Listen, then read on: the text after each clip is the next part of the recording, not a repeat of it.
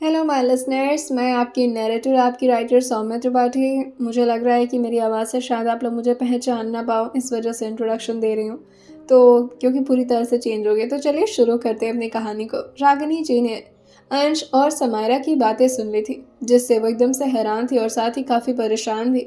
वो गुस्से में आ करके समायरा का हाथ ज़ोर से पकड़कर उसको बेड से उतारते हुए कहती हैं, इसी दिन के लिए तुमको पाला था हमने।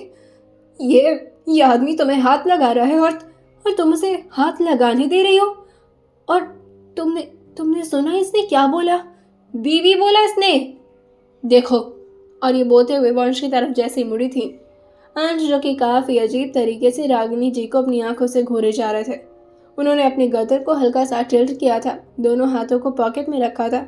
खड़े तो वो बिल्कुल स्ट्रेट थे, मगर उनकी आंखों के इमोशंस को देखकर रागिनी जी थोड़ी देर के लिए अपने चेहरे को दूसरी तरफ कर ली थी, जैसे खुद को हिम्मत देने की कोशिश कर रही हूँ। वैसे तो वो अंश को भी डांटने वाली थी, लेकिन अंश को इस तरह खुद को घूरता पा करके वो अपनी निगाहों को दोबारा से समायरा पर टिका ली थी और उसका हाथ पकड़कर उसे खींचते हुए कहती हैं, देखो, तुमने ये बिल्कुल भी ठीक नहीं किया। इस आदमी ने तुम्हें बीवी बोला और तुम बिल्कुल शांत रही, मुस्कुरा रही थी इसके बातों पर। शर्म नहीं आई तुम्हें? और न जाने क्या क्या अनाप शनाप। लेकिन हद तो तब हो गई जब रागिनी जी का गुस्सा उनके हाथों से फूटने लगा था। वो जैसे अपने हाथ को उठाकर अभी समायरा के गालों तक का सफर तय कर पाती, उससे पहले कोई बीच में उनके कलाई को काफी जोर से पकड़ लिया था, जिसकी रागिनी जी को जरा भी उम्मीद नहीं थी। वही अंश, जो कि रागिनी जी को अभी भी बस घूरे जा रहे थे, उन्होंने एक शब्द नहीं बोला था। रागिनी जी अपना हाथ छुड़ाते हुए कहती हैं, ये क्या कर रहे हो तुम? हमारा हाथ छोड़ो, हमारा हक है इस लड़की पर। इसको तो हमें मारना ही पड़ेगा, दिमाग इसका घुटने में चला गया है शायद।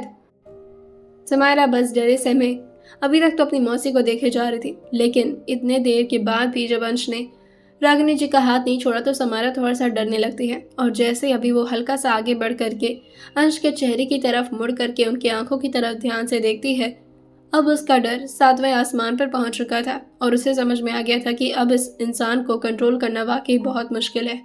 समायरा जल्दी से अपनी मौसी को संभालते हुए कहती है, आप जाने दीजिए ना, बाद में मुझे डांट ली। लेकिन रागिनी जी कहाँ चुप होने वाली थी। वह अंश को घूरते हुए कहती हैं, हमको तब से क्या टुकुर टुकुर करके देखे जा रहे हो? हाथ छोड़ो, हमारा हक है हमारा इस पर। जैसे अभी ये बोल करके दूसरे हाथ से वो समायरा का हाथ पकड़ती, अंश जो कि उनके हाथों को काफी जोर से मसलते हुए अपने हाथों के बीच ही उनकी तरफ हल्का सा बेंड होकर कहते हैं, अंश मल्होत्रा की बीवी को मारने का हक खुद अंश मल्होत्रा को नहीं दिया है मैंने। कोई तीसरा उसे हाथ लगाएगा और मैं देखता रहूंगा, ऐसा सोचा भी कैसे है? बस इतना ही बोला था अंश ने, जिससे समायरा तुरंत अपनी मौसी को पीछे से पकड़ कर धीरे से उनके कान के पास आते हुए कहती है, मौसी प्लीज छोड़ दीजिए, वरना आप झेल नहीं पाएंगे इनका गुस्सा। और ये बोलते हुए वो अंश के ही ठीक बगल में जाकर के खड़ी होती है और अपना हाथ जोड़ लेती है, ताकि रागिनी जी अब कोई नई ड्रामा ना शुरू कर दे। लेकिन रागिनी जी की आंखों से गुस्सा कहीं दूर, कोसों दूर जा चुका था, क्योंकि अंश मल्होत्रा का नाम सुनकर ही वो पूरी तरह से हैरान थी और साथ ही वो अपनी आंखें बड़ी बड़ी करके अंश को ही बस देखने लगती हैं। अंश जो कि उनके हाथ को काफी जोर से झटकते हैं, लेकिन रागिनी जी तो जैसे किसी सदमे में जा चुकी थी। उन्हें तो समायरा की बातें भी ठीक से सुनाई नहीं दे रही थी, वो बस अंश के चेहरे को ही देखे जा रही थी। वही अंश समायरा की तरफ मुड़ते हुए कहते हैं, यू जस्ट स्टार्ट पैकिंग, हम अभी यहाँ से निकल रहे हैं। अंश तो बाहर की तरफ निकल गए थे कमरे से, लेकिन रागिनी जी अभी भी दीवार से टिक कर चुपचाप खड़ी थी, क्योंकि जिस तरह से अंश ने उनके हाथ को इतने झटके से छोड़ा था, इतना फोर्स था उनके हाथों की ताकत में कि वो जाकर के पीछे दीवार से लड़ गई थी। वही समायरा को देख करके वो थोड़ा घबराती हैं और साथ ही उसके पास जल्दी जल्दी आकर के उसका हाथ पकड़ते हुए कहती हैं, तुमको पूरी दुनिया में मल्होत्रा खानदान ही मिला शादी करने के लिए? समायरा इस बात को सुनकर रागिनी जी की तरफ देखते हुए कहती है, ये शादी कितने दिनों की है मुझे भी नहीं पता, बस सब ठीक हो जाएगा। मैं आपको अपनी हालत नहीं बता सकती, अभी वक्त नहीं है, पर हाँ, शायद 1 महीने बाद मैं वापस। अभी उसने इतना बोला ही था कि तभी पीछे से डोर के फ्रेम से टिक करके अंश खड़े थे, जो कि अपने हाथ में सिगरेट जलाते हुए कहते हैं, क्या 1 महीने बाद? रागिनी जी पीछे मुड़कर देखती हैं और वहीं समायरा भी उस तरफ अपनी निगाहों को मोड़ ली थी। वहीं अंश सिगरेट का एक कश लेते हुए कहते हैं, क्या 1 महीने बाद? समारा बस अपने चेहरे को नाम हिलाते हुए कहती है, कुछ नहीं, कुछ भी तो नहीं। पहली बार समारा को अंश से इतना अजीब सा डर लग रहा था, क्योंकि आज समारा अकेले नहीं थी। आज उसकी कमजोरी उसके साथ खड़ी थी, यानी कि उसकी मौसी। अगर अंश को गुस्सा आता तो वो उसकी मौसी को मार सकते थे, और इस बात का खौफ बार बार उसे झुकने पर मजबूर कर दे रहा था। वो जल्दी से जाकर के पैकिंग करती है। उसे तो खुद यही चाहिए था कि अंश किसी भी हालत में जल्द से जल्द यहाँ से निकल चले। अभी उसने पूरी पैकिंग कंप्लीट की थी, और वो जैसे अभी बैग को उठाती तब एक क्रिश भाग करके अंदर की तरफ आता है और बैग को उठा करके अपने साथ बाहर की तरफ जाने लगता है। वहीं अंश जो आकर के समारा का हाथ रागिनी जी के सामने ही पकड़ते हैं और उनकी तरफ हल्का सा झुकते हुए कहते हैं, इसके 1 महीने के बाद पर उम्मीद मत रखिएगा आप। और वह समारा की तरफ देखते हुए कहते हैं, तुम्हें क्या लगता है 1 महीने बाद तुम्हें रिहाई मिल जाएगी? जब बातों में श्योरिटी ना होना तो दूसरों को उम्मीद नहीं देनी चाहिए। तुम कितना दिन मेरे साथ रहोगी ये मेरे ऊपर डिपेंड करता है। तुम इसका फैसला करने वाली कोई नहीं होती हो। अब चल रहा हूं। क्रिश और समारा को अंश गाड़ी में बैठा चुके थे। वहीं वो क्रिश से कहते हैं, वेट करो, मुझे कुछ क्लैरिफाई करना है, मैं आता हूँ। जैसे ही समारा ने यह देखा था कि अंश वापस से उसके घर में जा रहे हैं, वो जल्दी से विंडो खोलते हुए कहती है, कहाँ जा रहे हैं आप? प्लीज मौसी को छोड़ दीजिए, उन्होंने गुस्से में बोल दिया जो बोल दिया। इससे अंश पीछे मुड़ करके सिगरेट का एक और कश लेकर के उसे जमीन पर अपने पैरों से कुचल देते हैं और समारा की तरफ हल्का सा झुक करके उसके सर को अंदर करते हुए कहते हैं, तुम आराम से बैठो और इतना क्यों डर रही हो? अगर कुछ करना होता तो तुम्हारे सामने ही कर देता, कोई खौफ नहीं है मुझे तुमसे। ये बोल करके वो दोबारा से अंदर की तरफ जा चुके थे, जहां रागिनी जी बहुत ही ज्यादा परेशान और रोते हुए लगातार अपनी दीदी को याद कर रही थी। इस वक्त उन्होंने अपने हाथों में श्रद्धा ओबेरॉय, जो कि दानिश ओबेरॉय की पत्नी और समायरा ओबेरॉय की मॉम थी, उन्हें देखते हुए अपनी आंखों के आंसू पोंछते हुए कहती हैं, माफ करना मुझे, तुमने एक वादा दिया था कि उस लड़की को संभाल कर रखो जो तुम्हारी अमानत है, पर हम नहीं कर पाए। हमने अपनी पूरी कोशिश की, उसे छुपा कर रखा, पूरी दुनिया से बचा कर रखा, मगर देखो आज क्या नतीजा आ गया है। जिससे बचा रहे थे उसी के सामने जाकर उन्हीं के बीच रह रही है तुम्हारी बेटी। मुझे पता है तुम माफ तो नहीं करोगी, ऊपर से तुम सब देख रहे हो ना, हमारी कोई गलती। लेकिन तभी उन्हें किसी के जूते की आवाज़ सुनाई देती है, जैसे कोई अंदर की तरफ आ रहा हो। अंश, जो कि अपने शर्ट के स्लीव्स को अच्छी तरह से फोल्ड करते हुए अपने रिस्ट वॉच को अपने हाथ से ठीक करते हैं और आकर के रागिनी जी के सामने आराम से अपने पॉकेट में हाथ डाले खड़े हो जाते हैं। रागिनी जी अभी तो बैठी हुई थी, लेकिन अंश को देखकर वो खड़े होते हुए कहती हैं, अब क्या चाहिए तुमको हमसे? अंश हल्का सा उनकी तरफ झुकते हैं और उनके हाथ से वही फोटो फ्रेम को लेते हुए कहते हैं, बस शांति से कुछ सवाल करूंगा, जवाब मिल जाएगा तो आपके लिए भी बेहतर है और आपकी बेटी के लिए भी। वो ये बात श्रद्धा ओबेरॉय के चेहरे की तरफ देखकर बोल रहे थे और वो फोटो फ्रेम को साइड में रखते हैं और रागिनी जी के आंखों में आंखें डालकर सवाल करते हुए कहते हैं, क्यों दुनिया से बचा कर रख रही हैं उसे ऐसी जिंदगी दे रही हैं जो वो डिजर्व नहीं करती है?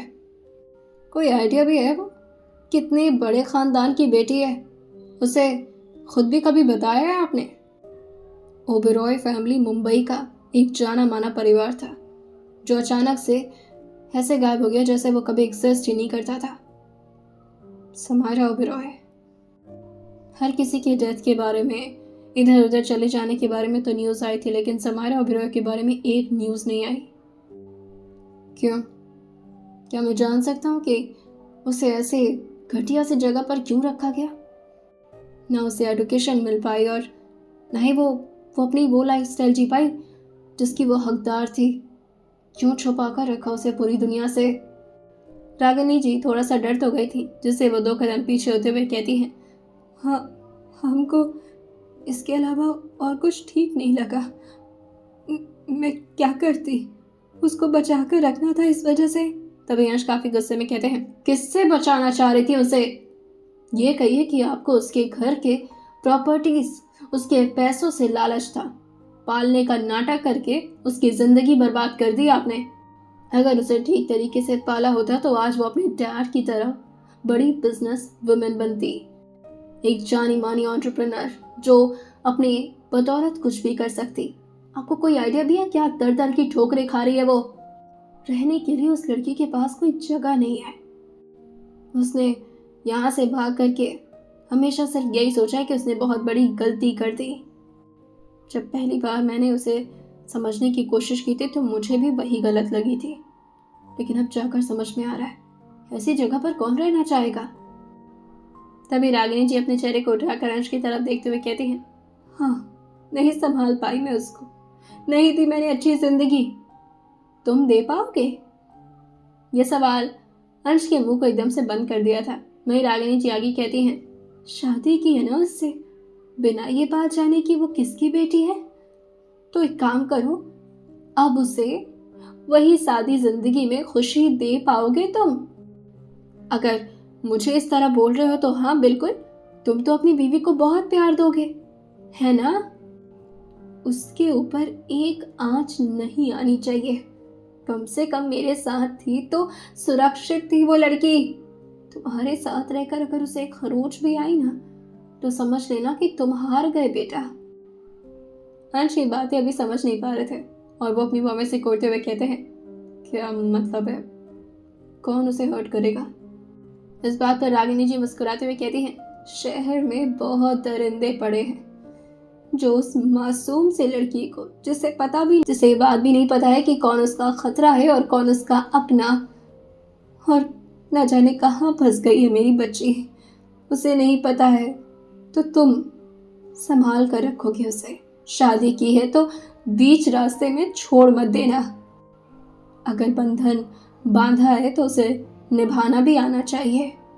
अंश मल्होत्रा हो ना तुम, तो ठीक है फिर समाया बनाकर रखो उसे, मुझे कोई दिक्कत नहीं है। पूरी दुनिया को बताओ कि वो किसकी बेटी है और किस खानदान की लड़की है, लेकिन उसके बाद उसकी जान को जो खतरा होगा ना, उसे तुम्हें बचाना होगा। हमारे पास नहीं थी औकात बचाने की, इसलिए हमने छुपा कर रखा। तुम मिलवाओ उसको दुनिया से, हमें कोई दिक्कत नहीं है, लेकिन अगर मेरी बच्ची को कुछ भी हुआ तो चैन से नहीं जी पाओगे तुम। अगर उस बच्ची की जिंदगी बर्बाद करने के फिराक में हो ना तो जिंदगी भर सिर तड़पोगे, याद रखना मेरी बात। अंश और ज्यादा कुछ भी सुनने के लिए रेडी ही नहीं थे, क्योंकि इतनी बातें उनके दिमाग को ब्लास्ट करने के लिए काफी थी। वो तुरंत ही आकर की गाड़ी में बैठ गए थे और अब गाड़ी चलना शुरू हो जाती है। धीरे धीरे उनकी नजर रह रहकर समारा की तरफ ही जा रही थी, जो कि रात में अच्छे से नींद ना पूरी होने की वजह से कार में ही सोने लगी थी। कभी उसका सिर एक तरफ जाता तो कभी दूसरी तरफ। अंश थोड़ी देर तो उसको संभालते हैं, लेकिन फिर उसको इस हालत में देख करके उसको थोड़ा तेज आवाज में कहते हैं, समायरा, समायरा सोना बंद करो, जिससे उसकी आंखें एकदम से खुली थी और वो अंश की तरफ देखती है। अंश जो कि उसके पैरों को ऊपर करने के लिए कह दिए थे। पहले तो समायरा ने मना कर दिया, लेकिन अंश उसको जबरदस्ती अपने लैब पर सिर टिका करके लेटाते हुए कहते हैं, आराम से लेटो, रात में नींद पूरी नहीं हुई तुम्हारी। और वो क्रिश से कमांड देते हुए कहते हैं, गाड़ी स्लो ही रखना।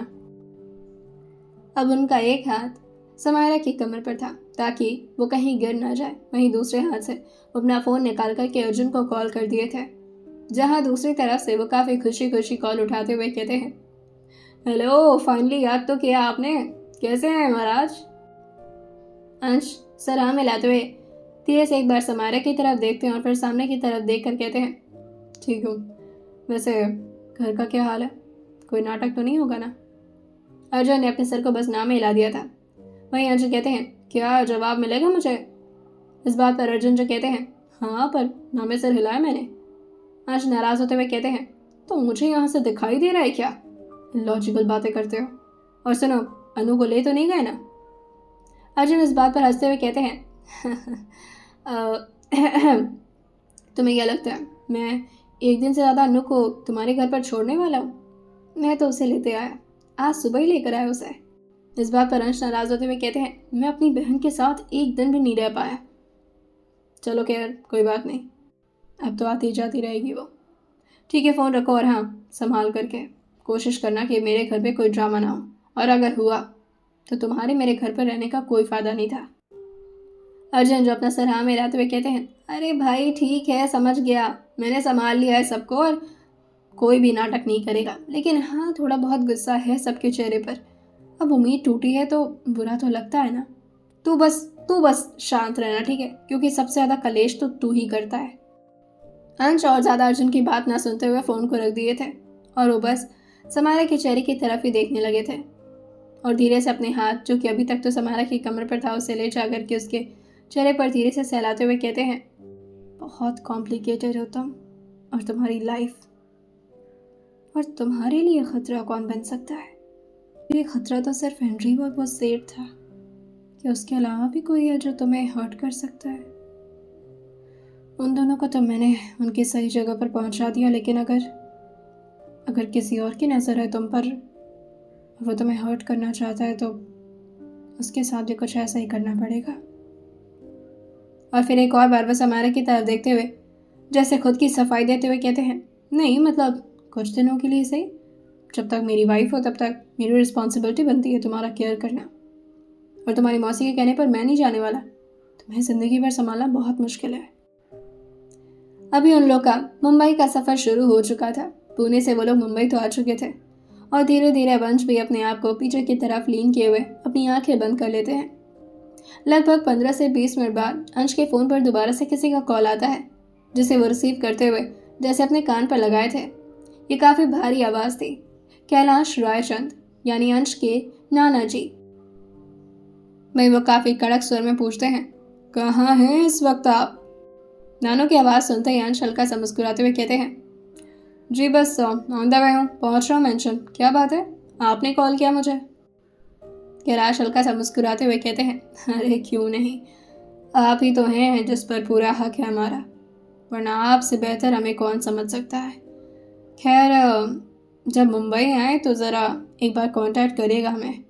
कुछ प्रॉब्लम्स आ गई हैं, सोच रहा हूँ आपके साथ ही शॉर्ट आउट करूँ।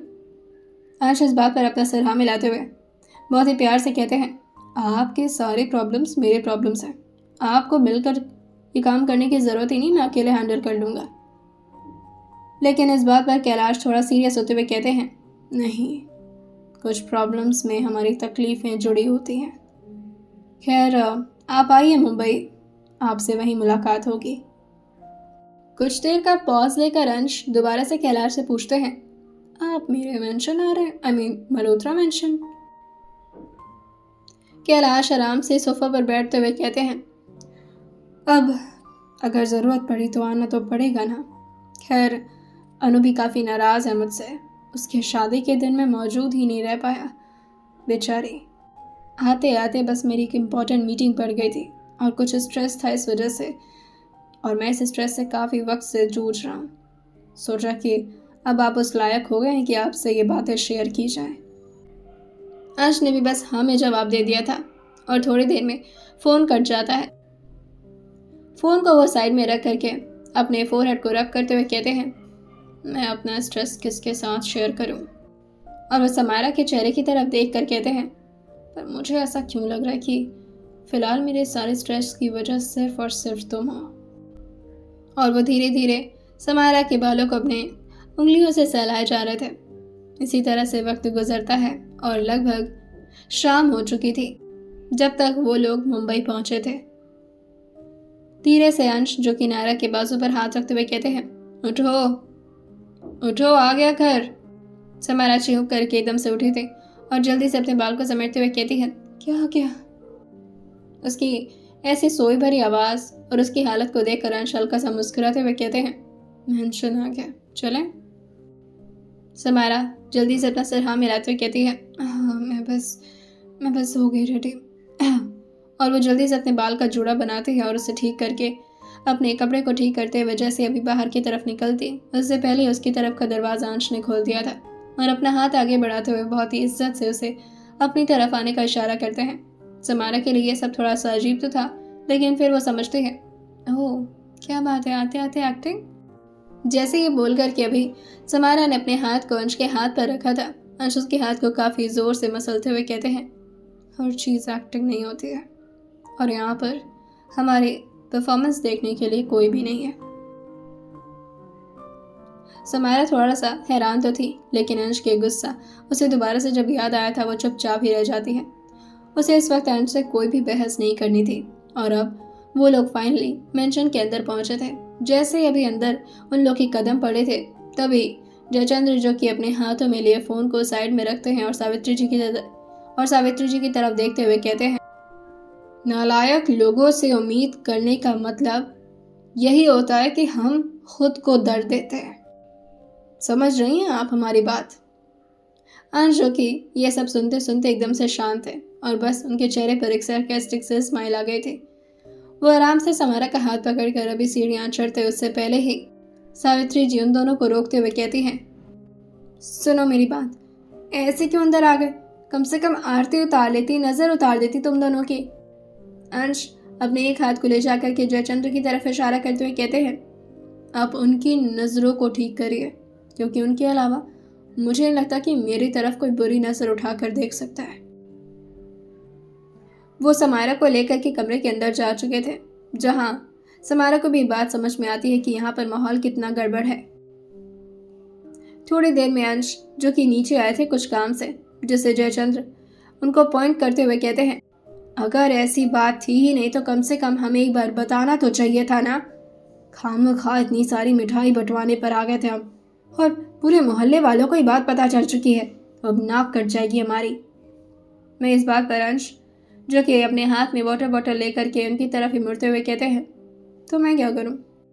अब आप इतने इलिटरेट हैं कि आप हर मोमेंट का मतलब वही समझते हैं, तो दैट्स योर फॉल्ट ना। और बताने का मौका दिया कहाँ आप लोगों ने?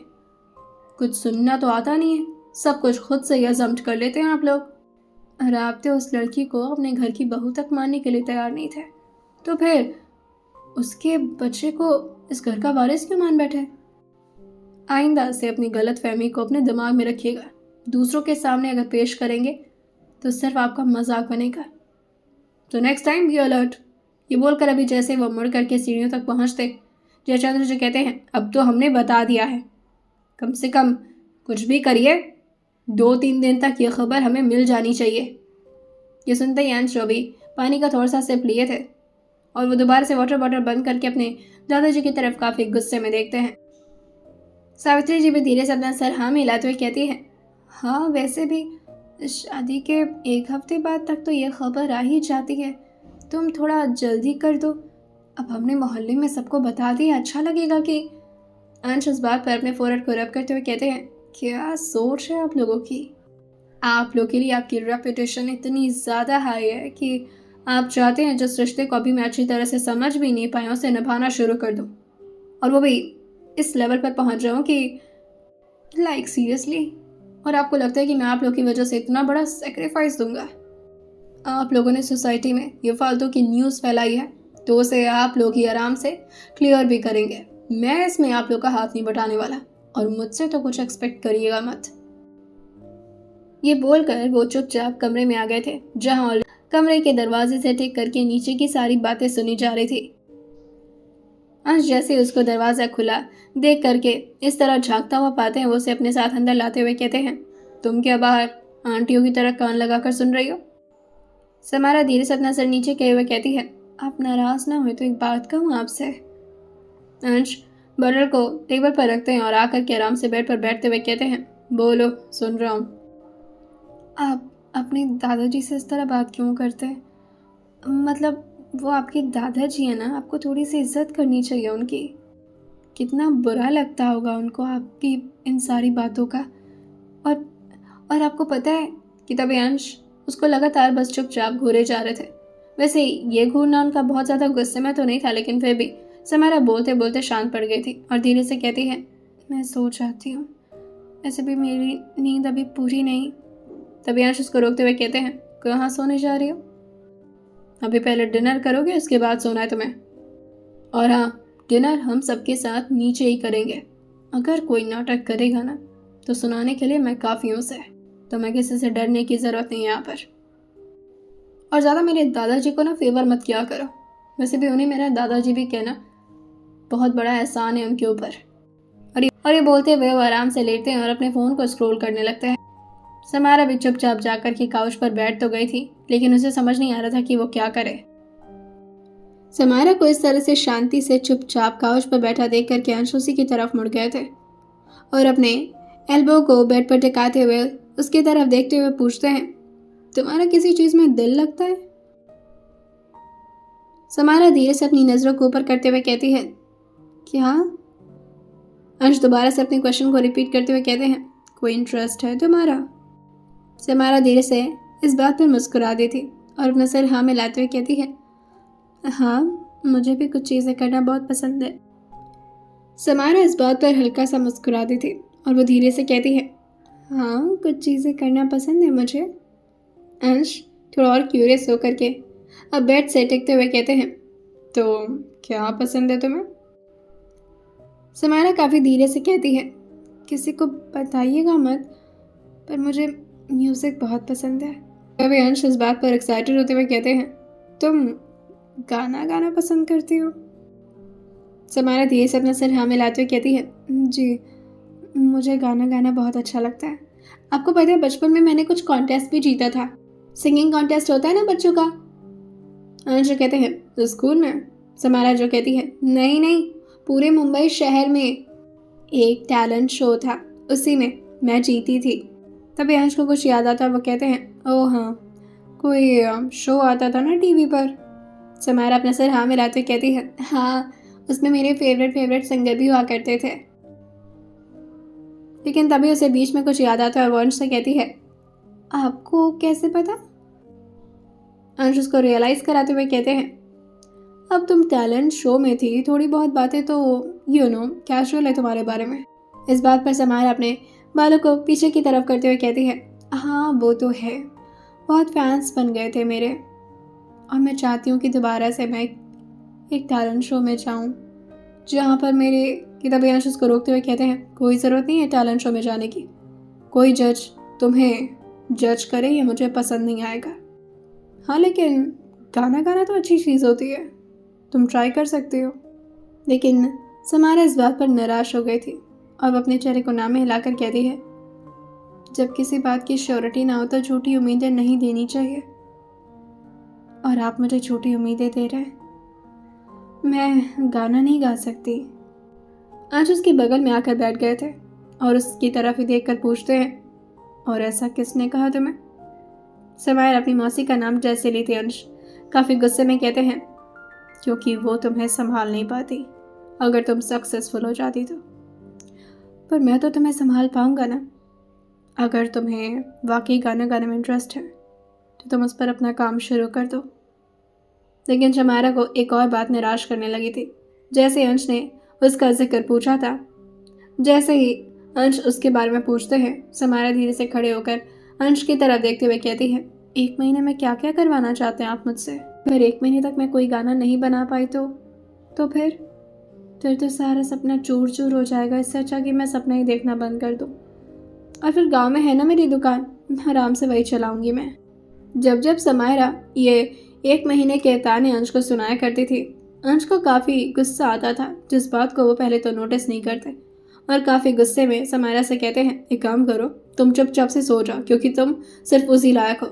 और ये क्या 1 महीना लगा रखा है? याद है मुझसे ज़्यादा चीज़ें तुम्हें याद नहीं रह सकती हैं।